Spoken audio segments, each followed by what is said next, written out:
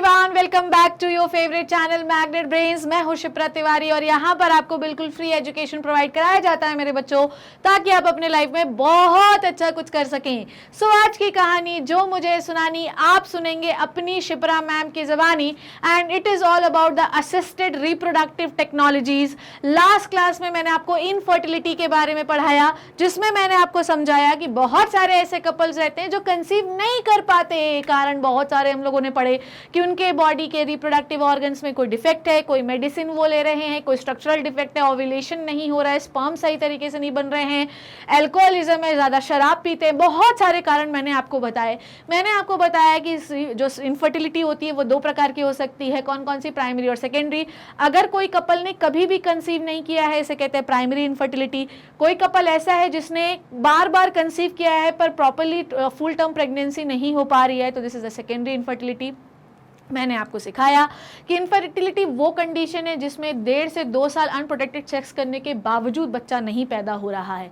अगर डॉक्टर को दिखाते हैं हम और डॉक्टर बोलता है कि आपको कंसीव करने में ये प्रॉब्लम है, तो हम बहुत सारी टेक्नोलॉजीज़ को फॉलो कर सकते हैं और उन्हीं टेक्नोलॉजीज़ को फॉलो करके हम आपको प्रेगनेंसी करवा सकते हैं या बच्चा पैदा करवा सकते हैं। इन टेक्नोलॉजीज़ का सहारा लेकर हम जो है एक न्यू वर्ल्ड को क्रिएट कर दिया है हम लोगों ने। असिस्टेड रिप्रोडक्टिव टेक्नोलॉजीज़ की वजह से जो निसंतान लोग हैं उनके पास भी उन्हें भी संतान की प्राप्ति हो रही है।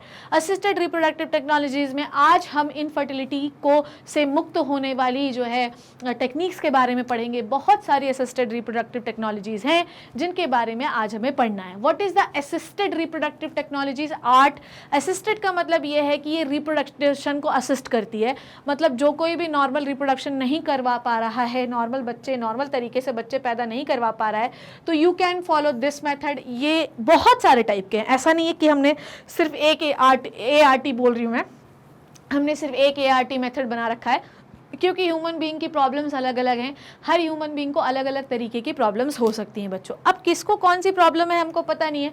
सो सबसे पहले डॉक्टर जो है वो डायग्नोस करेगा कि क्या प्रॉब्लम है, उसके बाद सजेस्ट करेगा कि you can follow this ART। ठीक है, बहुत सारे टाइप की ART है, आइए उसके बारे में हम लोग इस लेक्चर में डिस्कस करेंगे। ठीक है, ART असिस्टेड रिप्रोडक्टिव टेक्नोलॉजीज, दुखी होने की जरूरत नहीं है, क्योंकि इन टेक्निक्स की वजह से निसंतान लोगों को भी संतान मिलेगी। ठीक है, in India often female is blamed for the couple being childless. ठीक है, हमेशा महिलाओं को जो है चाइल्डलेस होने के लिए ब्लेम किया जाता है। तू बच्चे नहीं पैदा कर सकती, तू ऐसी, तू वैसी, तुम ऐसे, तुम ऐसे।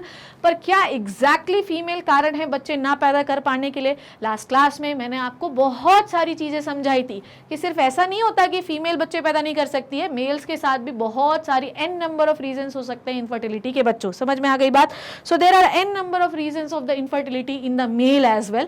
सो किसी एक को ब्लेम नहीं करना चाहिए, पर क्योंकि हम लोगों का जो समाज है वो पुरुष प्रधान समाज है, इसलिए हर गलती को ब्लेम किया जाता है महिलाओं को और हर अच्छाई के लिए सराहा जाता है मेल्स को। पर वही जो है मिथ हमें तोड़ना है। हम साइंस को पढ़कर, टेक्नोलॉजीज को पढ़कर लोगों को ये अवेयर करवा सकते हैं कि सिर्फ मुझे ब्लेम करने की बजाय आप सामने वाले को भी ब्लेम करो, ठीक है, या किसी को ब्लेम मत करो। सो यहाँ पर हमें बहुत सारे मिथ्स को तोड़ना है बच्चों। लास्ट क्लास में मैंने आपको पढ़ाया था कि मिथ्स जो होते हैं, रूढ़िवादी, अंधविश्वासिता, तभी हम तोड़ सकते हैं जब हमारे पास एक अच्छा एजुकेशन होगा, क्योंकि जब तक पढ़ेगा नहीं इंडिया तब तक बढ़ेगा नहीं इंडिया। ठीक है, अब आपको समझ में आया कि इस चैप्टर के हर एक टॉपिक को मैं कितने प्रिसाइजली, इतने डिटेल्ड मैनर में क्यों पढ़ाती हूँ, धीरे धीरे छोटे छोटे लाइंस को भी इतना एलैबोरेट क्यों करती हूँ, ताकि किसी भी तरीके से मेरी आवाज़ आपके दिल तक पहुँचे और वो इतनी भयंकर पहुँचे, दिल को चीरती हुई चली जाए, ताकि आपको दुख हो, कष्ट हो, और ये कष्ट फिर किसी और को महसूस ना हो। इसकी जिम्मेदारी आपको खुद लेनी पड़ेगी। ये दुख आपका टेम्परेरी दुख होगा, पर अगर आप एक बार इसको सीख गए, इसको समझ गए, तो समाज में आप दूसरों को सुखी रखने के लिए कोई भी कमी नहीं छोड़ेंगे। वाह वाह वाह, क्या मोरल दिया है मैंने। चलो, so more often than not mostly the problem lies in the male partner। ठीक है, मोस्टली जो है प्रॉब्लम मेल्स में भी हो सकती है। Specialized health care unit, infertility clinic etcetera helps in the diagnostic and corrective treatment of some of these disorder enable to this couples to have children. तो हमें क्या करना पड़ेगा? हमें इनफर्टिलिटी क्लिनिक जाना पड़ेगा। आ रही बात समझ में? हमें क्या करना पड़ेगा? हमें इनफर्टिलिटी क्लिनिक जाना पड़ेगा, हमें डॉक्टर से डिस्कस करना पड़ेगा, हमें अपनी कमियों के बारे में जानना जानना पड़ेगा और उन कमियों के बारे में जानकर ही हम कोई डिसीजन ले सकते हैं। इसमें किसी भी शर्माने की या लज्जा खाने की ज़रूरत नहीं है यार। मैंने बार बार आपको बोलती हूँ कि शरीर में जिस तरीके से बाकी अंग है वैसे ये भी सारे अंग हैं और कमियाँ होती है। जैसे B12 की कमी है, C की कमी है, D की कमी है, सारी कमियाँ होती है। तो कैसे चिल्ला चिल्ला के बताते हो D की कमी हो गई मुझे, मेरी हड्डियाँ कमज़ोर हो गई, बोलते हो ना, फिर ये क्यों नहीं बता सकते? तो डॉक्टर, इसीलिए हम इसको गुप्त रोग कहते हैं। एक्चुअली हमने नाम ही इसका गलत रखा है। इसका गुप्त रोग थोड़ी होना चाहिए यार, क्या है, क्या प्रॉब्लम है? मैं इतने खुल की बात करती हूँ, तुम्हें भी करनी चाहिए, ठीक है। सो आजकल हम लोगों ने डॉक्टर के पास बहुत सारे स्टेरिलिटी हम लोगों ने इनफर्टिलिटी क्लिनिक बना रखे हैं, उनके पास जाकर उन्हें कंसल्ट करना चाहिए।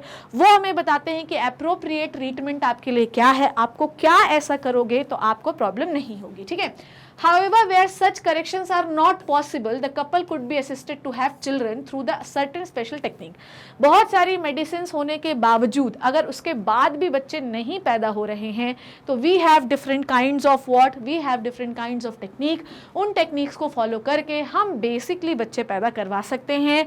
ऐसी टेक्निक्स को हम कहते हैं असिस्टेड रिप्रोडक्टिव टेक्नोलॉजी।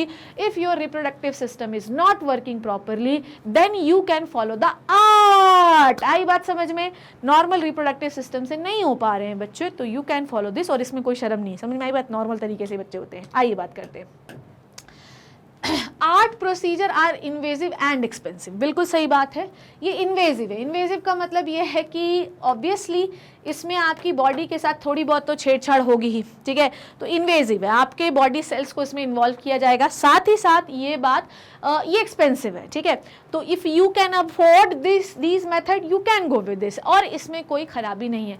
हालांकि किसी भी मेथड का जब बर्थ कंट्रोल मेथड का 100% सक्सेस रेट नहीं है तो इसका भी कोई सक्सेस रेट बहुत मतलब 100% नहीं है, पर 50 से 60% लोगों को इससे बच्चे हो जाते हैं, ठीक है।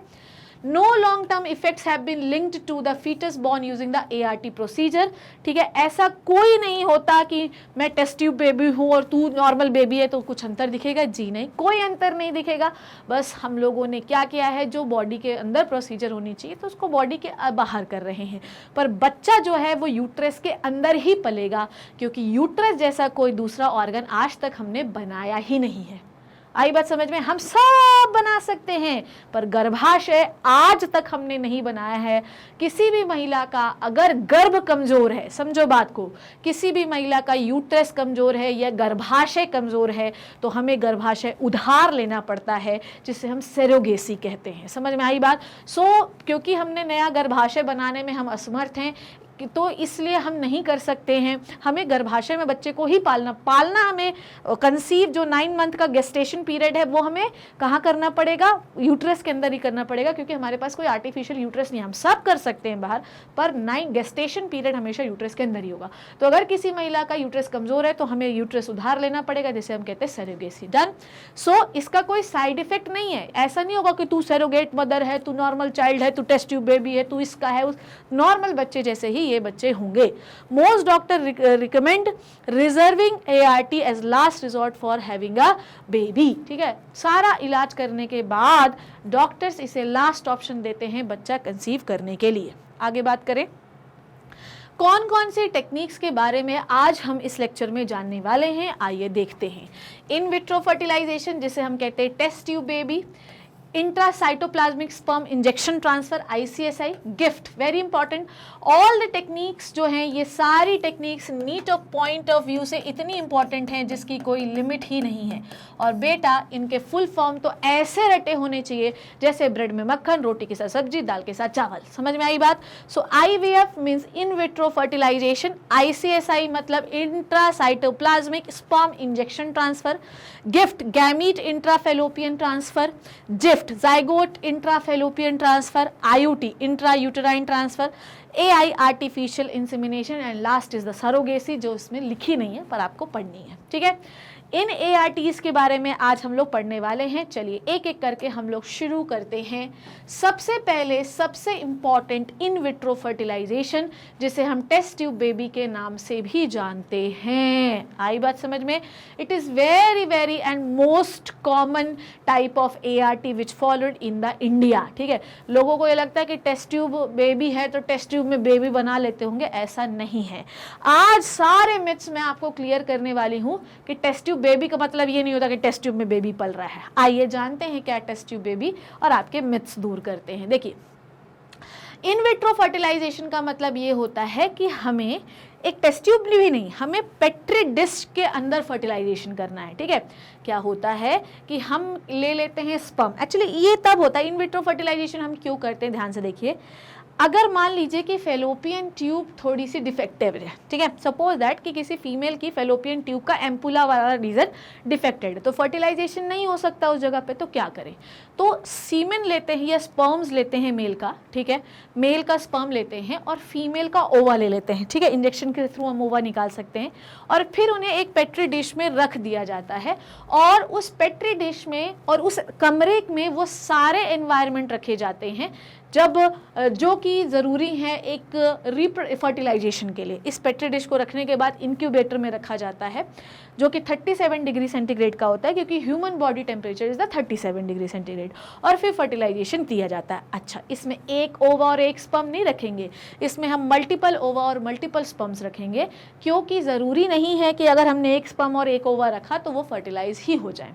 दूसरी बात, ये टेक्निक तब भी कराई जाती है जब मेल्स में एजूस्पर्मिया हो या ओलिगोजूस्पर्मिया हो। एजूस्पर्मिया का मतलब होता है एब्सेंस ऑफ स्पर्म, एंड ओलिगोजूस्पर्मिया का मतलब होता है स्पर्म काउंट कम होना। अगर मेल में ये दोनों कंडीशन है तो भी ये कंडीशन कराई जाती है कि हम जो है, मतलब देखो क्या होता है कि जब वेजाइनल पैसेज से स्पर्म जाते हैं तो बहुत सारे मर जाते हैं, ठीक है, तो हम क्या करते हैं कि प्रिसाइजली अगर ओवा के पास स्पर्म को रख देंगे तो ऑब्वियसली फर्टिलाइजेशन के जो चांसेस होंगे वो ज़्यादा हो जाएंगे। डन हो गई इतनी बात। नेक्स्ट थिंग जो मैं आपको बताने वाली हूँ, अगर मान लो कि कोई फीमेल ओवा ही नहीं प्रोड्यूस करा पा रही है तो हम किसी दूसरे फीमेल का ओवा भी यहाँ पर फर्टिलाइज करा सकते हैं। तो इससे क्या होता है कि मेल और फीमेल की इंटरनल जो डिफेक्ट्स होते हैं वो हम क्या करते हैं, ओवरकम कर लेते हैं, उसे बाईपास कर देते हैं और फिर फर्टिलाइजेशन हम बाहर करा लेते हैं। समझ आई बात? इस फर्टिलाइजेशन को हमें टेस्ट ट्यूब के अंदर नहीं करना है, इस फर्टिलाइजेशन को हमें पेट्री प्लेट के अंदर करना है। टेस्ट ट्यूब बेबी का मतलब टेस्ट ट्यूब में बेबी नहीं पलेगा रे, समझ में आई बात? बेबी माँ के पेट के अंदर ही होगा, बस हमने बाईपास कर दिया है वो प्रोसेस जहां पर फर्टिलाइजेशन होना था। ठीक है, सो इसमें क्या होता है, the in vitro fertilization means the fertilization outside the body. In vitro का ही मतलब होता है, इन विट्रो का मतलब होता है कि भैया आपको आर्टिफिशियल जगह पर करना है। इन विवो का मतलब लाइव सेल के अंदर, इन विट्रो मतलब आर्टिफिशियल मेथड, आर्टिफिशियल एरियाज में। ठीक है, सो इन विट्रो फर्टिलाइजेशन का मतलब यही होता है कि फर्टिलाइजेशन बॉडी के आउटसाइड होगा। पर बात आपको सिर्फ इतनी सी याद रखनी है कि आप यूं ही नहीं कर देते हैं, ठीक है, चलो आज यहाँ बैठे तो फर्टिलाइजेशन करना शुरू कर दे, ना मुन्ना ना यार। सीधी बात आपको ये याद रखनी है कि जो एनवायरनमेंट आपके शरीर के अंदर होना चाहिए वही एनवायरनमेंट बाहर भी होना चाहिए, नहीं तो फर्टिलाइजेशन नहीं होगा। इन विट्रो अगर हम कोई भी टेक्निक करते हैं तो हमें इस चीज को फॉलो करना ही चाहिए। अगर हम फॉलो नहीं कर रहे हैं तो फर्टिलाइजेशन नहीं होगा मुन्ना। इवन मैं आपको ये बताऊं कि लेबोरेटरी में कोई भी ऐसी चीज जो कि ह्यूमन बॉडी की जैसी होनी चाहिए वहां पर आपको प्रॉपर टेम्परेचर मेंटेन रखना ही पड़ेगा। डन, समझ में आई बात? उसके बाद हम प्रॉपर एनवायरनमेंट देते हैं, फर्टिलाइजेशन हो जाता है, एम्ब्रियो बन जाता है और इस एम्ब्रियो को फिर हम ट्रांसफर करते हैं सुटेबल जगह पे। आइए, कॉमनली पॉपुलर नेम इसका टेस्ट ट्यूब बेबी है। क्या है? टेस्ट ट्यूब बेबी है। इसमें हम लेते हैं क्या, ओवा फ्रॉम द वाइफ और द डोनर। डोनर मतलब यहाँ पे वाइफ लिखा हुआ है और डोनर भी लिखा है।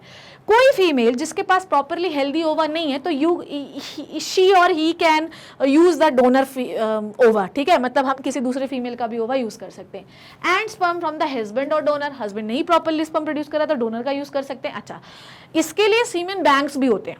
ठीक है, इसके लिए प्रॉपरली सीमेन बैंक भी होते हैं। सीमेन बैंक का कहानी ये होता है कि वहाँ पर डिफरेंट लोगों का सीमेन जो है कलेक्ट किया जाता है, फिर उसके बाद कपल को बुलाया जाता है। जैसे मान लो कि हमें सीमेन चाहिए, स्पर्म चाहिए, तो किसी का भी स्पर्म आप नहीं दे सकते। ठीक है, उसमें प्रॉपरली जो फादर होता है उसका हाइट, हेल्थ, कलर ये सब मैच किया जाता है और उसके बाद फिर डोनर का जो भी स्पर्म, पूरी डिटेल डोनर की ली जाती है, जिससे भी स्पर्म ले रहे हैं हम, सीमेन ले रहे हैं, मैच किया जाता है, डिटेल मैच होती है, तभी उस ओवा को वो वाला सीमेन दिया जाता है। क्योंकि अगर किसी और का सीमेन दे देंगे तो बच्चा अलग दिखने लगेगा। ठीक है, तो ये सब मैच बहुत ज़्यादा किए जाते हैं। कोई भी सीमेन जो होता है उसको 2 घंटे के अंदर, मतलब अगर हम सीमेन वहीं पर बुलाया जाता है स्पर्म डोनर सेंटर में, सीमेन डोनर सेंटर पर या सीमेन बैंक में, में, और वहीं पर सीमेन जो है वो इजैकुलेट करके कलेक्ट कराया जाता है, क्योंकि 2 घंटे के बाद स्पर्म्स जो होते हैं वो मर जाते हैं बाहर एनवायरनमेंट में। दूसरी बात ये है कि किसी से भी सीमेन आप 2 से 3 बार से ज़्यादा नहीं ले सकते हैं, क्योंकि मेनली IVF का जो मेन रोल है वो ये है कि आप, ऐसा नहीं है कि सारी दुनिया में सारे बच्चे एक जैसे ही दिखाई दे। मेनली IVF भी नेचुरल प्रोसेस जैसा ही होना चाहिए, भले ही हम उसको बाहर कर रहे हैं तो क्या हुआ। तो किसी भी व्यक्ति से 2 से 3 से बार ज़्यादा सीमेन नहीं लिया जा सकता, क्योंकि we have to maintain the genetic diversity. ऐसा ना हो कि सारे बच्चे एक जैसे दिखने लगे, ठीक है। अब इस मुद्दे पर बहुत सारी मूवीज़ भी बनाई गई हैं, आपको देखना चाहिए, ठीक है, जैसे कि गुड न्यूज़, विकी डोनर, ठीक है। विकी डोनर में तो बहुत बार डोनेट करता, पर ऐसा होता नहीं है, ठीक है। Now are collected and induce to for zygote, और उसके बाद पेट्री प्लेट में रख के इन दोनों को फर्टिलाइज कराया जाता है। मैंने बोला एक स्पर्म और एक ओवा को फर्टिलाइज नहीं कराएंगे हम, मल्टीपल स्पर्म एंड मल्टीपल ओवा लेंगे under stimulated condition in the laboratory, ठीक है। डन, चलो आगे देखो। देखो इस पेट्री प्लेट में एग कलेक्शन किया गया है, ठीक है। उसके बाद पेट्री प्लेट में ही एग एंड इसको फर्टिलाइज कराया गया है, एम्ब्रियो को किया है, एम्ब्रियो को यहाँ पर ट्रांसफर कर दिया गया। पर किस स्टेज में हमें एम्ब्रियो को ट्रांसफर करना है ये भी हमें जानना जरूरी है। आइए देखते हैं वो क्या है। Embryos formed by the in vitro fertilization, fusion of gamete with in the female, ठीक है, also could be used for such transfers to assist those female who cannot the conceive, ठीक है। ओके, जो भी अच्छा ऐसा भी होता है कि एम्ब्रियो जो होता है, ध्यान से समझ लो, fertilisation embryos formed by the in vivo fertilization fusion of gamete within the female also could be used for such transfers to assist those female who can। अच्छा, कई बार ऐसा होता है कि फर्टिलाइजेशन हो जाता है, कई बार ऐसा होता है कि फर्टिलाइजेशन हो जाता है, जैसा कि मैं आपको ये बताती हूँ, कई बार ऐसा होता है कि फर्टिलाइजेशन हो जाता है, पर फीमेल जो होती है वो प्रॉपरली इस जगह से 8 सेल ब्लास्टोमेर स्टेज तक नहीं आ पाती है।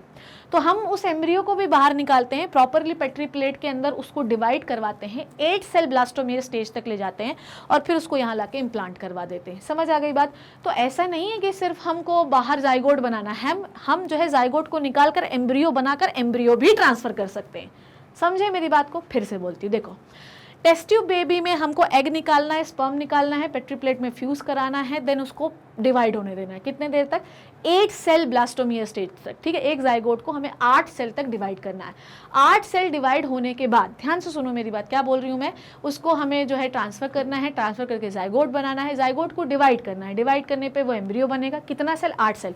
और उसके बाद उसे ले जाकर यहाँ पर इम्प्लांट कर देना है बाय द इंजेक्शन, इंजेक्शन बोल रही हूँ, ऐसा फोर्सेप टाइप का स्ट्रक्चर होता है, मैं आपको दिखाऊंगी वो क्या है, और फिर यहाँ पे ले जाके इम्प्लांट कर देना। बहुत सारी फीमेल ऐसी होती हैं जो फर्टिलाइजेशन तो कर लेती हैं बट 8 सेल स्ट्रक्चर तक नहीं पहुँच पाती। समझ में आई बात? बहुत सारी फीमेल ऐसी होती हैं जो 8 सेल स्ट्रक्चर तक नहीं पहुँच पाती हैं, ठीक है। तो हम उस जाइगोट को भी निकालकर पेट्री प्लेट में प्रॉपर सुटेबल एनवायरनमेंट देकर उसे एम्ब्रियो में कन्वर्ट कर लेते हैं और फिर यहाँ पे इम्प्लांट कर देते हैं। तो हमारे पास सब हो सकता है भैया, ठीक है। नाउ इतनी बात आपको क्लियर हो गई ना, इसमें कोई कंफ्यूजन तो नहीं है अभी तक? चलिए, इससे पहले इंट्रासाइटोप्लाज्मिक स्पर्म इंजेक्शन ट्रांसफर को पढ़ने से पहले एक बार हम लोग वो देख लेते हैं। ये देखो, ये इमेज देखो ध्यान से, यहाँ पर आपको IVF और क्लियर हो जाएगा। क्या किया हम लोगों ने? देखो, सबसे पहले egg production stimulated by hormone therapy.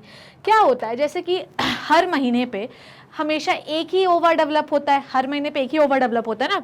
तो सबसे पहले फीमेल को हम कुछ इंजेक्शन देते हैं जो कि FSH जैसे होंगे, ताकि मल्टीपल ओव्यूलेशन हो सके, ओवरी जो है वो एक से ज़्यादा ओवा बाहर निकाल सकते। जब एक से ज़्यादा ओवा बाहर निकलेंगे, ध्यान से सुनो मेरी बात, जब एक से ज़्यादा ओवा बाहर निकलेंगे तो क्या होगा, बोलो मुझे?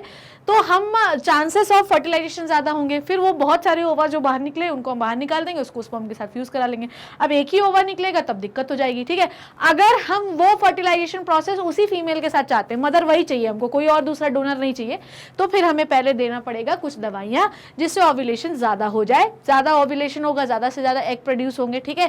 ज्यादा एग प्रोड्यूस होंगे, एग को हमने पेट्री प्लेट में निकाला और स्पर्म जो है वो हमने सीमेन बैंक से लिया या फादर का लिया और उसके बाद पेट्री प्लेट में उसे फ्यूज कराया। तो देखो फिर क्या हुआ, मोरुला बना, मोरुला के बाद ब्लास्टुला बना, ब्लास्टुला को हमने जाके इम्प्लांट कर दिया, डन हो गई। सो इस तरीके से IVF का पूरा प्रोसेस होता है। अब हम लोग देखने वाले हैं इंट्रासाइटोप्लाज्मिक स्पर्म इंजेक्शन ट्रांसफर। ये मेथड क्या होता है वो देखो मेरे साथ मेरे बच्चों, क्या है ये? Intracytoplasmic sperm injection transfer, ICSI, one of the partner sperm is placed inside the egg with a microscopic needle. इसमें आई होप कि मेरे पास इसका कोई GIF होगा, then I will show you. I hope कि इट इज, ये देखो ध्यान से देखो, इसमें इंट्रा साइटोप्लाज्मिक स्पर्म ट्रांसफर में क्या होता है, एक छोटी सी नीडल से हम ओवा के अंदर बिल्कुल डायरेक्टली एक स्पर्म को छोड़ देते हैं। समझ में आई बात? तो बिल्कुल ये बहुत अच्छा, ये इसको नीचे करते किसके हैं, माइक्रोस्कोप के नीचे इसको किया जाता है। माइक्रोस्कोप के नीचे ओवा को देखा जाता है और उसके बाद एक नीडल से एक स्पर्म को लेकर उसके अंदर इंजेक्ट कर दिया जाता है साइटोप्लाज्म के अंदर। ये तब होता है जब फीमेल जो होती है उसके अंदर एंटी स्पर्म एंटीबॉडीज बन जाए। ये तब होता है जब फीमेल जो है वो सही तरीके से कंसीव कर पाने में असमर्थ हो या फर्टिलाइजेशन कर पाने पर असमर्थ हो। ये तब होता है जब फीमेल में मैं ये कहूँ कि सही तरीके से फर्टिलाइजेशन या ओवर डेवलप नहीं होता, या मेल में ओलिगोजोस्पर्मिया, कुछ भी कारण हो सकते हैं, ठीक है। So one of the partner sperm is placed inside the egg with a microscopic needle rather than many sperm position close to the outside of the egg in the IVF dish, as in the IVF in the petri dish in the lab, ठीक है। So mainly IVF में हम लोगों ने क्या किया था कि हम लोगों ने एक ही ओवा बहुत सारे स्पर्म्स छोड़े थे, तो नॉर्मल फर्टिलाइजेशन प्रोसेस जैसा था। पर ICSI जो है ये ज़्यादा प्रिसाइज होता है, क्योंकि हम एक ओवा में एक बहुत अच्छे क्वालिटी के स्पर्म को डायरेक्टली इंजेक्ट करा देते हैं, तो पॉसिबिलिटी ऑफ फर्टिलाइजेशन इसमें ज़्यादा होते हैं। पर ये बहुत ही महंगी टेक्निक होती है, इसलिए लोग इसको प्रेफर करने के बजाय IVF को करते हैं, ठीक है। उसके बाद जैसे ही फर्टिलाइजेशन होगा तो एम्ब्रियो बनेगा और एम्ब्रियो को सीधे यूट्रस में जाकर इम्प्लांट कर दिया जाता है। मेरी बात आपको अभी तक समझ में आई? What is the difference between ICSI and IVF? IVF में हम मल्टीपल स्पर्म्स को छोड़ते हैं ओवा के चारों तरफ और फर्टिलाइजेशन होता है। ICSI में हम क्या करते हैं, ICSI में हम एक ही स्पर्म को उस जगह पर डाके डायरेक्ट छोड़ते हैं जहां पर फर्टिलाइजेशन होना है। डन हो गई इतनी बात, आगे बढ़े।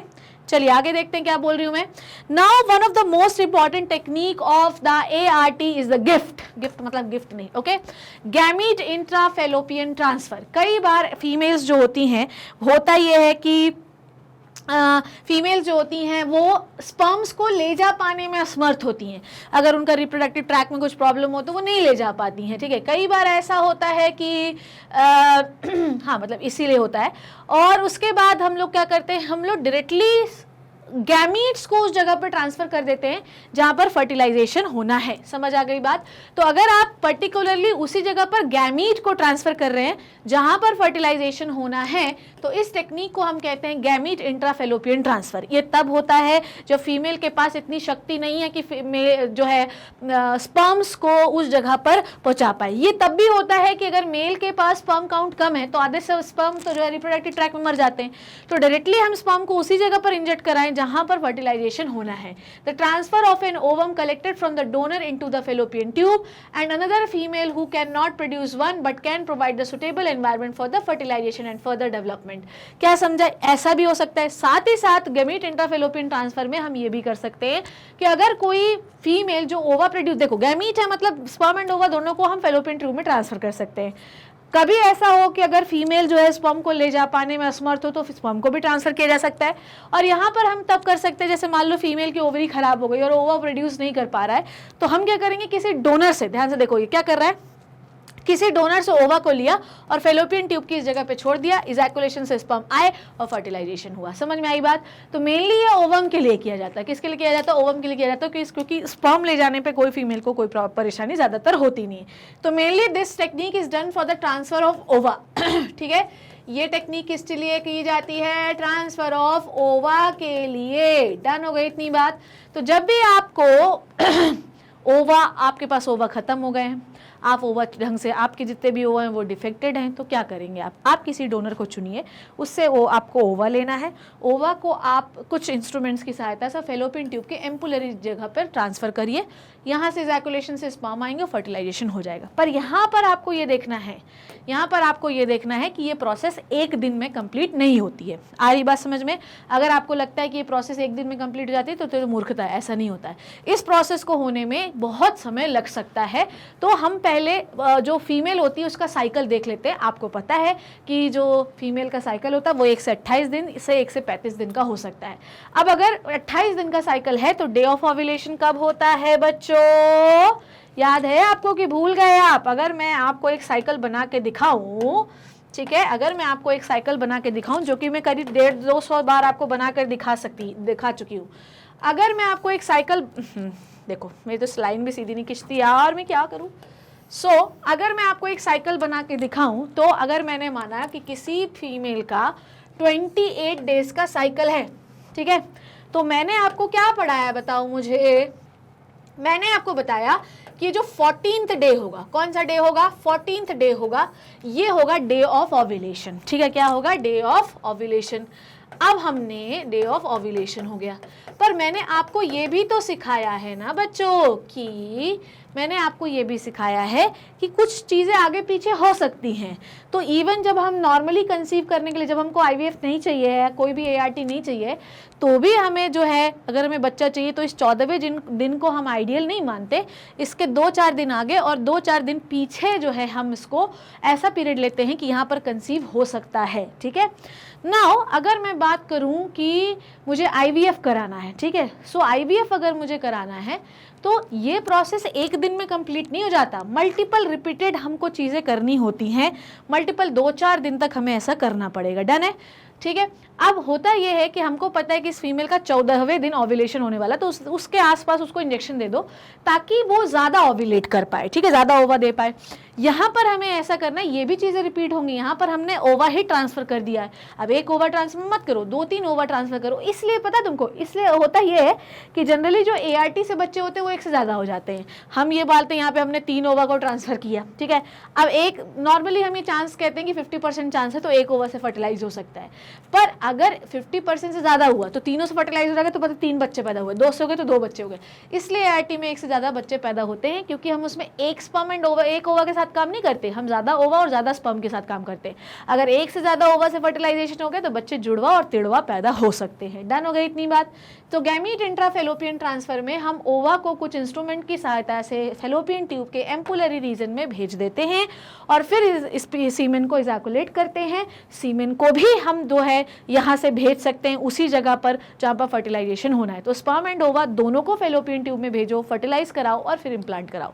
यहाँ पर वो टेंशन हमको नहीं चाहिए कि ओवा निकलेगा स्पर्म आएगा, नो, इस टाइप का ट्रांसफर नहीं चाहिए, ठीक है।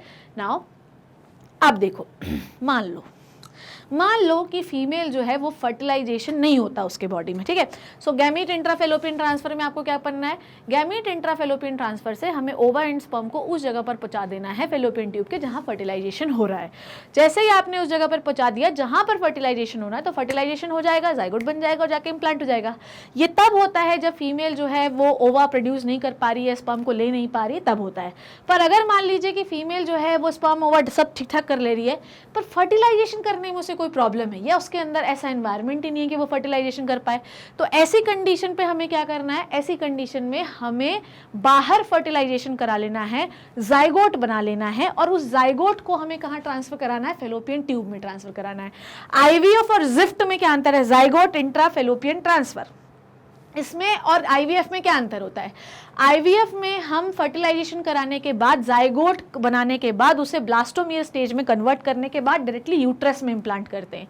जिफ्ट में ये होता है कि हम फर्टिलाइजेशन कराने के बाद जाइगोट बना लेते हैं और जाइगोट को हम जो है एम्पुलरी स्टमक जंक्शन में देते हैं और फिर वहां से बाकी पूरी प्रोसेस नॉर्मली होगी। समझ में आ गई बात। So on the basis of transfer of zygote और embryo, it is of 2 type, zygote intrafallopian transfer, GIFT, zygote और early embryo with up to the 8 blastomere could be transferred to the fallopian tube. तो 8 embryo वाले stage में, 8 blastomere stage पे हम उसे transfer करते हैं और फिर जो है कहां पर ट्रांसफर करेंगे, फेलोपियन ट्यूब में, और फेलोपियन ट्यूब से वो अपने आप यूट्रस में जाके इम्प्लांट होगा। डन होगा इतनी बात।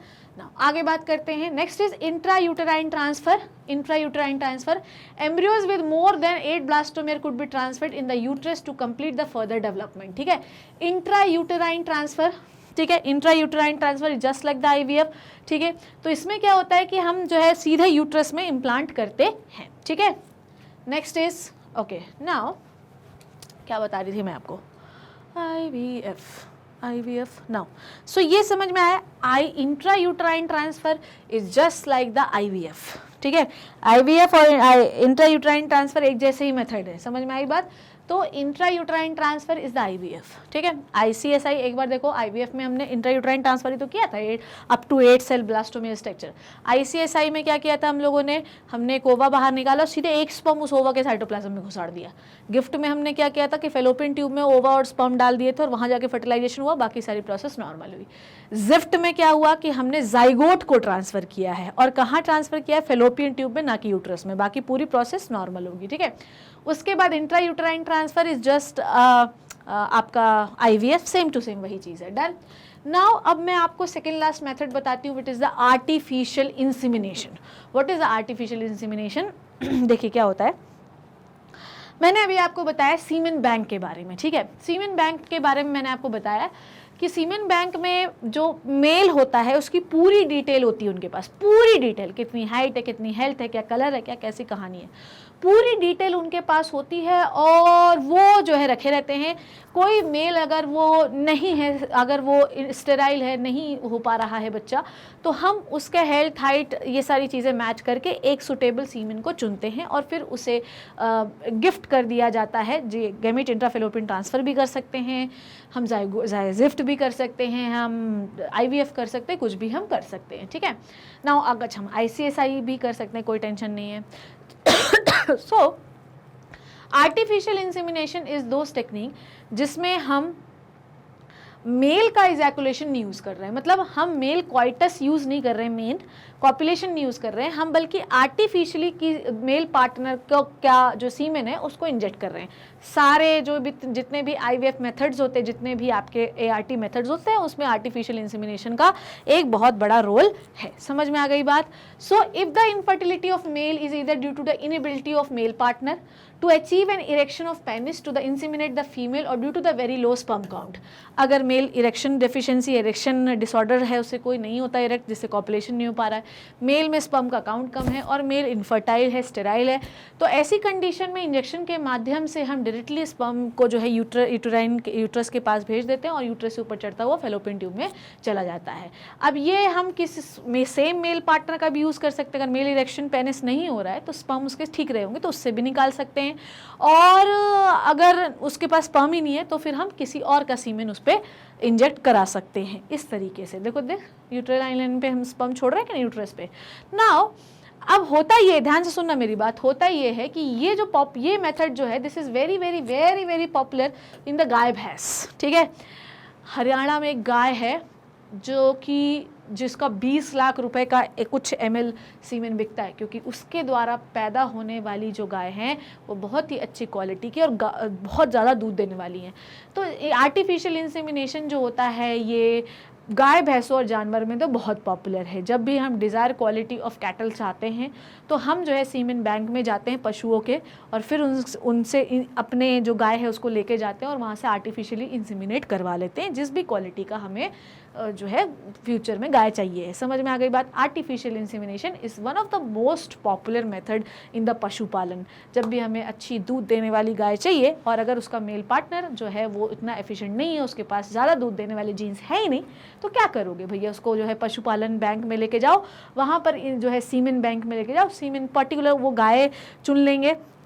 भाई ऐसा नहीं होता कि किसी भी गाय को किसी का भी सीमेन दे दो, भाई मैच करना होता है कि एक सीमेन अगर बच्चा, तो ऐसा ना हो कि बहुत बड़ी गाय में बहुत छोटा बच्चा आ जाए तो भी दिक्कत है भैया, बहुत छोटी गर्भाशय वाली जो गाय है उसके में बहुत मोटा सा बच्चा आ जाए, ऐसा नहीं होता। सो इसलिए हाइट, हेल्थ, एज सब कुछ देखा जाता है कि जो भी मेल पार्टनर के स्पर्म्स दिए जा रहे हैं फीमेल गाय को, वो बिल्कुल जो है उनका सब कुछ मैच होना चाहिए। अच्छा, गाय भैंसों में थोड़ा बहुत ऊपर नीचे चल जाता है, but if we are doing the artificial insemination in the human being, तब वहाँ पर नहीं चल पाएगा। आपको देखना पड़ेगा कि जो फीमेल जिसे आपको कंसीव कराना है, जिस पर यूट्रस में जिसको गर्भ धारण करवाना है, उसका एज, उसका स्ट्रक्चर बॉडी का, वो सब कुछ देखना पड़ेगा। ऐसा नहीं होगा बहुत जाइंट मेल का स्पर्म आपने किसी फीमेल को दे दिया तो बच्चा जो है ऑब्वियसली लार्ज बनेगा, तो यूट्रस कैसे सह पाएगा। सो बेसिकली एज, सेक्स, ये सब कुछ हमें देखना पड़ता है आर्टिफिशियल इंसेमिनेशन में, ठीक है। कई बार ऐसा होता है, मैंने आपको क्या बोला कि हम गर्भाशय ही एक ऐसी चीज़ है जिसे आर्टिफिशियल नहीं बना सकते। समझ में आ गई बात? गर्भाशय एक ऐसी जो है आपके बॉडी की मशीनरी है, एक ऐसा ऑर्गन है जिसे आर्टिफिशियल नहीं बनाया जा सकता। पर गर्भधारण जो बच्चे का डेवलपमेंट है वो गर्भ के अंदर ही होगा। हम सिर्फ ब्लास्टोमियर स्टेज तक ही 8 to 16 ब्लास्टोमियर स्टेज तक ही कोई कहानी बाहर करवा सकते हैं। अल्टीमेटली उस ब्लास्टोमियर को हमें यूट्रस में इम्प्लांट ही करना पड़ेगा और फर्दर डेवलपमेंट यूट्रस के अंदर ही होगा। पर अगर किसी फीमेल का यूट्रस गड़बड़ है, बाइपोटाइट है, प्रॉपरली फॉर्म्ड नहीं है, स्ट्रक्चर सही नहीं है, एंडोमेट्रियल लाइनिंग सही नहीं है, तो ऐसी कंडीशन में वी यूज़ द सरोगेसी। हम गर्भ को उधार लेते हैं, किसी ऐसी फीमेल को चुनते हैं जो कि इसका गर्भ ठीक ठाक हो और हम फिर उसे अपना गर्भ डोनेट करते हैं। ठीक है, so it is the gestational carrier. इसमें जो फीमेल होती है उसका आईडी, उसका नाम, एज, एरिया सब कुछ कॉन्फिडेंशियल रखा जाता है। उसमें कॉन्फिडेंशियल मतलब माँ बाप को पता होगा, बाकी दुनिया में किसी को पता नहीं होता। सरोगेसी और use of gestational carrier is another woman carries the embryo donor embryo to the term. ठीक है, फुल टर्म तक डिलीवरी वही औरत कराएगी। ठीक है, वो आप नॉर्मल मदर नहीं कराएगी, पर बच्चा उसी मदर का कहलाएगा क्योंकि वो जाइगोट उसी मदर का था। ठीक है, ओरिजिनल मदर का। डन हो गई इतनी बात? सो ये हुआ आपका असिस्टेड रिप्रोडक्टिव टेक्नोलॉजीज। डन हो गई इतनी बात? सो हम लोगों ने गिफ्ट सीखा, जिफ्ट सीखा, ICSI सीखा, IVF सीखा, हमने इन विट्रो फर्टिलाइजेशन के सारे मेथड सीखे, हमने आर्टिफिशियल इंसेमिनेशन सीखा, सरोगेसी सीखा, बहुत सारी टेक्निक सीखी।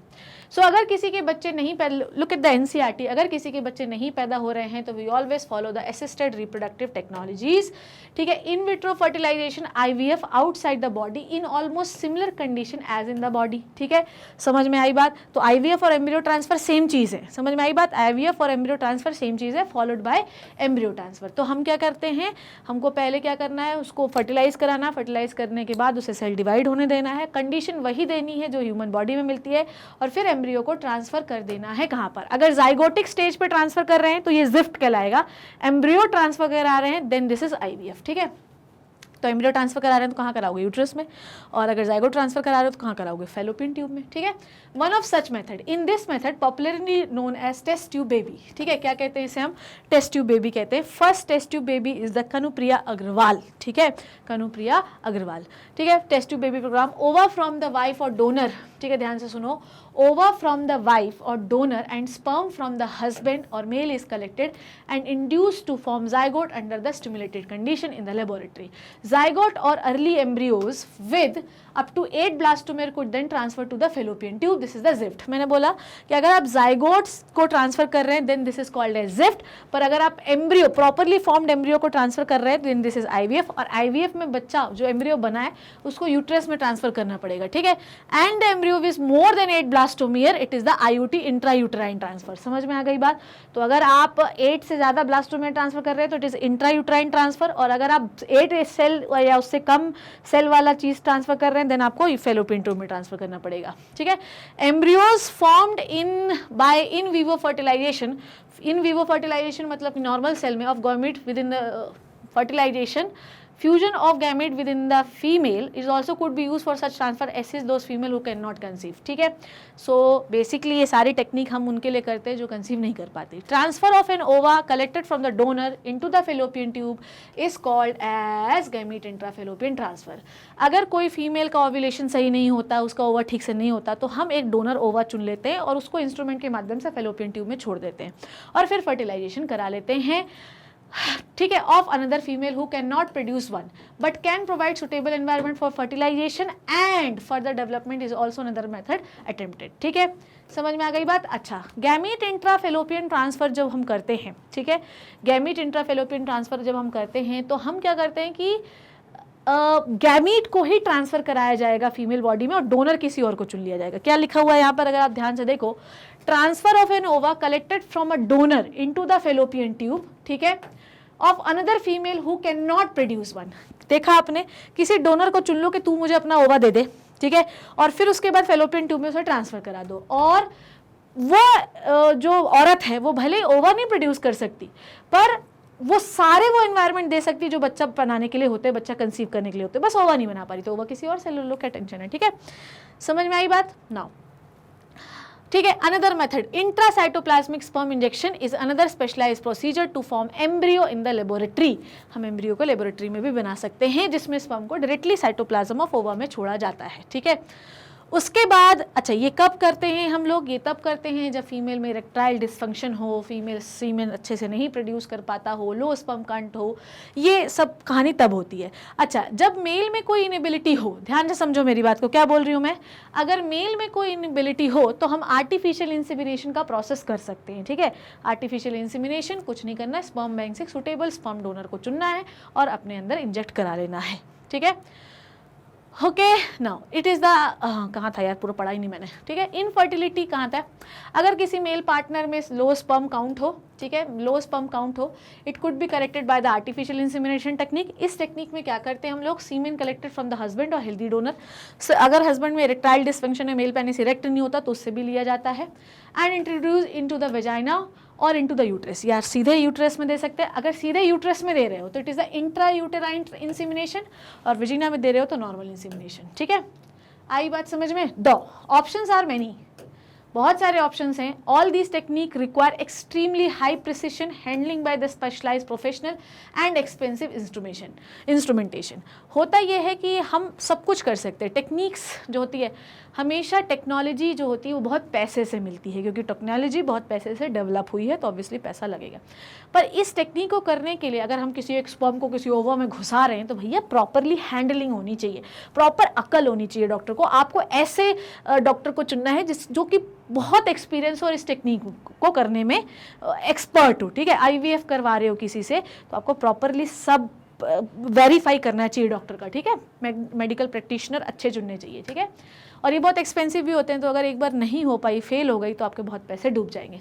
Therefore these facilities are presently available only in few centres in the country. Obviously their benefits is affordable to only a limited number of people, ठीक है। हालांकि जैसे जैसे सेंटर्स बढ़ते जाएंगे वैसे वैसे सस्ती होती जाएगी, और पहले से काफ़ी सस्ती हो भी गई है, ठीक है, ठीक है। Emotional, religious, social factors are also determinant in the adoption of these method. देखो सबसे पहली बात, मुझे तो ऐसा लगता है कि ये सब टेक्निक कराने से अच्छा adoption is the best method. India में एडॉप्शन को लीगल भी किया गया है, हम एडॉप्ट करें बच्चे को, इससे अच्छा क्या हो सकता है यार, है ना। लीगल किया जा सकता है, जो भी ऑर्फन बच्चे होते हैं उनको अडॉप्ट करना चाहिए, ठीक है। Since the ultimate aim of all these procedures to have children in India, we have so many orphaned and destitute children who would probably not survive till maturity unless taken care of, ठीक है। India में ऐसे बच्चे आज भी हैं जिनकी proper care नहीं मिलेगी तो शायद वो मर जाएं। उन बच्चों को अडॉप्ट करिए, उन्हें अपनी संतान मानिए, पर क्योंकि रिलीजियस वैल्यू, मेरा बच्चा तेरा बच्चा ऐसा तो लोग इसलिए नहीं करते ये, पर हमें करना चाहिए, ठीक है। हाँ, our laws permit legal adoption and it is yet one of the best method of couples looking for parenthood, ठीक है। हमें ये सबसे बेस्ट मेथड होता है जो भी माँ बाप बनना चाहते हैं, ठीक है।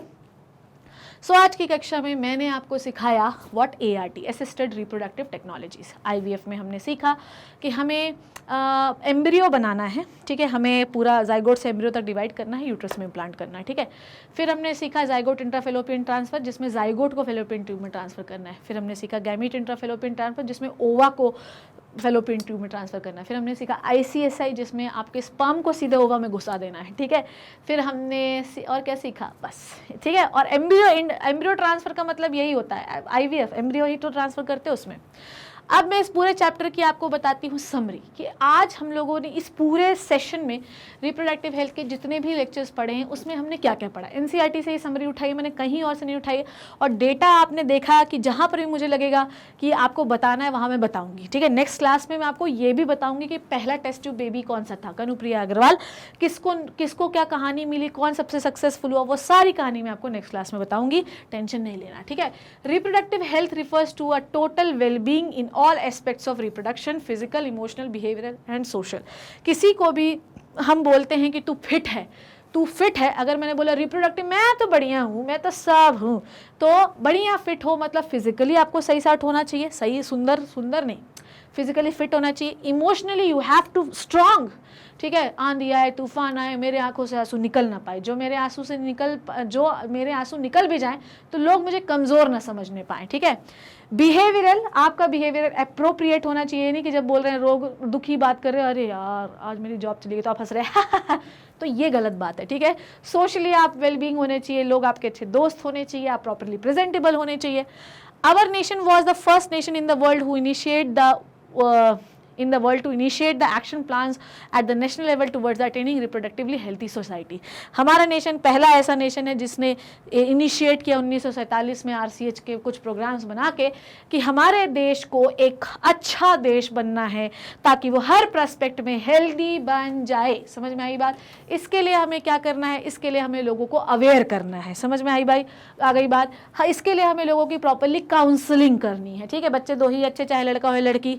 ठीक है, पढ़ेगा इंडिया तो बढ़ेगा इंडिया, वन चाइल्ड नॉर्म, ये सबके लिए लोगों को अवेयर करना है। ठीक है ठीक है, और हमें बताना है कि किसी भी रिप्रोडक्टिव, पेट में दर्द हो रहा है, कमर में दर्द हो रहा है, अचानक से पैर में दर्द शुरू हो गया, बार बार यूरिनेशन हो रहा है, फ्रीक्वेंट यूरिनेशन हो रहा है, दर्द हो रहा है यूरिनेशन के दौरान, डिस्चार्ज हो रहा है, जलन हो रही है, तो ये सब अगर हो रहा है, it means you are suffering from something which is very fishy called as reproductive tract infection. Doctor को जाकर बताइए, और अगर आप नहीं बताओगे तो आप दर्द से मर जाओगे, क्योंकि ERTI इन्फेक्शन का दर्द बहुत होता है। और फीमेल महिलाएं जो इंडिया में रहती हैं वो ज़्यादातर डॉक्टर के पास इसलिए नहीं जाती क्योंकि उनको बहुत शर्म आती है, तो जिसने की शर्म उसके फूटे गरम। समझ में आ गई बात? उसके बाद जो भी एडोलेसेंस चेंज होने वाले हैं उनकी बॉडी में, हमें वो उसके लिए भी अगर अवेयर कराना चाहिए कि मेंस्ट्रुएशन आ सकते हैं। ठीक है, तुम्हारा ब्रेस्ट डेवलपमेंट होगा तो टेंडरनेस होगी, आपका चेंज, प्यूबर्टल चेंज होंगे, पिंपल आएंगे, गुस्सा आएगा, तो आपको पहले से बच्चों को तैयार करके रखना पड़ेगा। ठीक है, और safe and hygienic sexual practices के लिए भी लोगों को इनिशिएट कराना पड़ेगा कि आपको बर्थ कंट्रोल मेथड्स का इस्तेमाल करना चाहिए, कॉन्डम्स का इस्तेमाल करना चाहिए, क्लीनलीनेस का इस्तेमाल करना चाहिए, साफ़ सफाई रखनी चाहिए जेनिटल पार्ट्स में, ताकि किसी भी प्रकार का कोई इन्फेक्शन नहीं होगा, क्योंकि अगर किसी एक पार्टनर को भी हो गया तो दूसरे को हो जाएगा। ठीक है, सेक्सुअली ट्रांसमिटेड डिजीज से ताकि हम बच सकें। ठीक है, और सेक्सुअली ट्रांसमिटेड डिजीज हम लोगों ने कौन कौन सी पढ़ी? क्लेमाइडिया पढ़ी, सिफिलिस पढ़ी, HIV पढ़ी, जेनिटल हर्पीस पढ़ी, जेनिटल वॉर्ड्स पढ़े, ट्राइकोमोनासिस पढ़ा ना, ये सारी चीज़ें is the primary step towards the reproductive health. तो अगर सेफ एंड हाइजीनिक प्रैक्टिस करेंगे तो कभी भी हमको STIs नहीं होंगे। अरे यार, कहा था, आगे देखते हैं। Providing medical facilities and care to the problem like menstrual irregularities, pregnancy-related aspects, delivery, medical termination of pregnancy, STIs, birth control, infertility, postnatal child and maternal management is another important aspect of the reproductive and child health care programs. ठीक है, basically India में 1947 में RCH ने कुछ programmes बनाए। इस RCH का main objective क्या है वो देखिए। पहला ऑब्जेक्टिव ये है कि मेंस्ट्रुएशन से रिलेटेड प्रॉब्लम्स, हमें ये बताना चाहिए कि कपड़ा इस्तेमाल मत करिए, इस्तेमाल करते हैं तो प्रॉपरली साफ़ रखिए उसको। ठीक है, उसके बाद अगर आपको हर महीने मेंस्ट्रुएशन नहीं आ रहे हैं तो डॉक्टर को दिखाइए जाके। प्रेगनेंसी रिलेटेड एस्पेक्ट, आपको अपनी केयर कैसे करनी है, बच्चे की केयर कैसे करनी है, डिलीवरी के समय कोई दिक्कत ना हो, इस चीज़ का कंटिन्यूसली आपको ध्यान रखना है, क्योंकि हो सकता है डिलीवरी के दौरान माँ की मृत्यु हो जाए। पर अगर आपको प्रेगनेंसी में कोई डिफिकल्टी है तो you can go with the medical termination of pregnancy, MTP। अगर सेक्सुअल इंटरकोर्स के दौरान अगर आपने कोई प्रोटेक्शन नहीं लिया, आपके पार्टनर को इन्फेक्शन था, तो आपको भी हो सकता है। बर्थ कंट्रोल मेथड आप इस्तेमाल कर सकते हैं ताकि जनता पॉपुलेशन ना बढ़े इंडिया की। अगर आपका ऑलरेडी एक बच्चा है, 2 बच्चे हैं, तो इससे ज़्यादा बच्चा करना नहीं चाहिए, क्योंकि फाइनेंशियली, मेंटली, सोशली, फिजिकली सारी चीज़ों पे इफेक्ट पड़ता है अगर किसी भी घर पे ज़्यादा बच्चे हों तो। ठीक है, इनफर्टिलिटी अगर है, अगर आप बच्चे पैदा नहीं कर पा रहे हैं, ठीक है, तो उससे भी आपको अवेयर होना चाहिए कि अगर आपका 1.5 से 2 साल में अनप्रोटेक्टेड सेक्स करने के बावजूद बच्चा नहीं हो रहा है तो डॉक्टर के पास जाइए आप। ठीक है, postnatal child and maternal management, ठीक है, मतलब ये है कि RCH ने ऐसे प्रोग्राम्स बनाए हैं जिसमें आंगनवाड़ी होते हैं, दलिया देते हैं, ब्रेड देते हैं, दवाइयाँ देते हैं, सब कुछ देते हैं ताकि डेवलपिंग एम्ब्रियो को, फीटस को कभी भी कोई दिक्कत ना हो और एक बच्चा जो है एक हेल्दी बच्चा बने और नेशन की विकास में वो सहायता करे। अगर माँ और बच्चे में दोनों में से किसी एक को भी प्रॉब्लम होगी तो ऑब्वियसली नेशन जो है वो डिक्लाइन ही होगा। किसी भी नेशन में उनकी जो औरतें होती हैं, उनके जो बच्चे होते हैं, अगर वो स्वस्थ है तो एक वो सफल नेशन माना जाता है। ठीक है, and overall improvement in the reproductive health has taken place in our country indicated by the reduce maternal and infant mortality rate. ठीक है, सो अगर मैं ये बोलूँ कि रिप्रोडक्टिव हेल्थ किसी भी कंट्री का अच्छा है तो क्या होता है उसमें मैटरनल मोर्टेलिटी रेट कम है, माँ डिलीवरी के दौरान मरती कम है, इन्फेंट मोर्टेलिटी रेट कम है, मतलब बच्चे जो पेट के अंदर है वो मरते कम है। ठीक है, और रिप्रोडक्टिव हेल्थ किसी भी कंट्री की अच्छी, इसका मतलब क्या है कि वहाँ पे सेक्सुअली ट्रांसमिटेड इन्फेक्शंस नहीं होते। रिप्रोडक्टिव हेल्थ जो है अगर किसी कंट्री की अच्छी है तो मैं क्या बोलती हूँ, RCH ही बोलता है कि इनफर्टाइल कपल वहाँ पर नहीं है। ठीक है, अच्छा ये सब कब होगा? जब हमारे पास हेल्थ केयर फैसिलिटीज़ जो होंगी, लिविंग कंडीशन, ये सारी चीज़ें अच्छी होंगी। पर प्रॉब्लम ये है कि अगर ये सारी चीज़ें अच्छी हो गई, ध्यान से सुनो, अगर ये सारी चीज़ें अच्छी हो गई कि लिविंग कंडीशन अच्छी हो गई, मेडिकल हेल्थ केयर फैसिलिटीज़ अच्छी हो गई, हम RCH के प्रोग्राम को सबको फॉलो करते हैं, तो प्रॉब्लम क्या होगा कि पॉपुलेशन बहुत तेज़ी से बढ़ेगा, बढ़ रहा है इंडिया का, क्योंकि मेडिकल फैसिलिटीज़ इतनी अच्छी हैं, लोग जो है लोग मरते ही नहीं है, बर्थ रेट बढ़े जा रहा है, मोर्टेलिटी रेट घटे जा रहा है। Such a growth of necessitated the intense propagation of contraceptive method. तो इतना ज़्यादा पॉपुलेशन हो गया है जो हमको नेसेसिटेट करता, हमको बांध देता है कि अरे भैया रुको ज़रा, ठहरो, पॉपुलेशन कंट्रोल करना है, इसलिए हमको ये नेसेसिटेट करता है, हमको कंपेल करता है कि कॉन्ट्रासेप्टिव मेथड का इस्तेमाल करो। कॉन्ट्रासेप्टिव मेथड अलग अलग प्रकार के हो सकते हैं, जैसे नेचुरल, जिसमें मैंने आपको पढ़ा है विड्रॉल मेथड, जब भी आप इंसेमिनेट करने जाएँ तो तुरंत आपको मेल पेनिस को विड्रॉल करना है, बाहर निकालना है, ताकि इजैकुलेशन बाहर हो जाए। रिदमिक मेथड, एब्स्टेंस मेथड बताया। ओव्यूलेशन अगर 14वें दिन हो रहा है पूरे साइकिल में, मेंस्ट्रुअल साइकिल के, तो 14 दिन मतलब 10, 11, 12, 13, 14, यहाँ पर आपको सेक्सुअल इंटरकोर्स में इजैकुलेशन नहीं कराना है, और 14 से लेकर 17 तक में आपको इजैकुलेशन नहीं कराना है, क्योंकि ये रिस्क पीरियड होते हैं, यहाँ पे प्रेगनेंसी हो सकती है। आपको मैंने लैक्टेशनल एमेनोरिया पढ़ा है, जिसमें जो लैक्टेटिंग मदर होती है वो भी प्रेग्नेंट नहीं हो सकती, क्योंकि प्रोलैक्टिन जो हार्मोन होता है वो पिट्यूटरी से निकलने वाले FSH को इनिबिट कर देता है। पर ये सारे रिस्क वाले हैं, कोई भी मेथड 100% एक्यूरेट नहीं है। बैरियर मेथड में मैंने आपको कॉन्डम्स पढ़ाए, ठीक है, बैरियर मेथड में फीमेल मेल कॉन्डम्स पढ़ाया, आपको डायफ्राम पढ़ाया, सर्वाइकल कैप्स पढ़ाया, वॉल कैप्स पढ़ाया। IUDs में मैंने आपको कॉपर टी पढ़ाया, आपको मैंने LNGs वगैरह के बारे में पढ़ाया, ठीक है, ओके, मैंने आपको लिपीज लूप पढ़ाया। पिल्स में मैंने आपको बताया मिनी पिल्स और रेगुलर पिल्स, और आपको हफ्ते वाली पिल्स, बहुत सारे टाइप की दवाइयाँ भी बताई। इंजेक्टेबल्स मैंने आपको बताए, इम्प्लांट्स मैंने आपको बताया, और ट्यूबोक्टोमी और वैसेक्टोमी भी बताया। सारे कॉन्ट्रासेप्टिव मेथड्स हमने बात की। 2 कॉन्ट्रासेप्टिव मेथड्स आर ना और रेगुलर रिक्वायरमेंट, ठीक है, ऐसा नहीं है कि हमें इसको रेगुलर यूज़, पॉपुलेशन कंट्रोल करना है तो दिन में पिल्स खाते रहो, इसके साइड इफेक्ट भी होते हैं बहुत सारे, ठीक है। इससे हम एज अ रिस्क पीरियड, अगर मान लो किसी का एक बच्चा हो गया, उसको 5 साल तक बच्चा नहीं चाहिए, तो भैया एक बार आप लगवा लो कोई भी IUD, ठीक है, पर अगर आपको चाहिए अगले महीने बच्चा, तो IUD लगवा के फिर निकलवाओगे तो साइड इफेक्ट भी तो होगा, ठीक है। सो इसे हम जो है प्रेगनेंसी रोकने के लिए, पॉपुलेशन रोकने के लिए इस्तेमाल नहीं कर सकते, ठीक है। आइए देखते हैं, मतलब रेगुलरली नहीं करना है। मेडिकल टर्मिनेशन ऑफ प्रेगनेंसी मैंने आपको बताया कि ये लीगलाइज है। अगर माँ मेंटली स्टेबल नहीं है बच्चा पालने के लिए, बच्चा सही तरीके से डेवलप नहीं हो रहा है, उसको कोई क्रोमोसोमल एबनॉर्मेलिटी है, उसको कोई बर्थ डिफेक्ट होने वाला है, क्लेफ्टेड अपर लिप होने वाला है, कुछ भी हो सकता है, कोई अनवांटेड प्रेगनेंसी हो गई है, अगर आपने सेफ सेक्स नहीं किया था, अगर आप अनप्रोटेक्टेड सेक्स किया था, और अगर आप रेप विक्टिम है, तो ऐसी कंडीशन में जो बच्चा कंसीव होता है वो लीगली नहीं चाहती माँ, तो उसे अबॉर्ट कर सकती है। And termination of voluntary termination of the pregnancy before full term is called as MTPs, ठीक है। MTPs is generally performed get rid of unwanted pregnancy due to the rapes, casual relationship, ठीक है। In cases when the continuation of pregnancy could be harmful or fatal to either mother or fetus both, अगर दोनों के लिए खतरनाक है तो, ठीक है।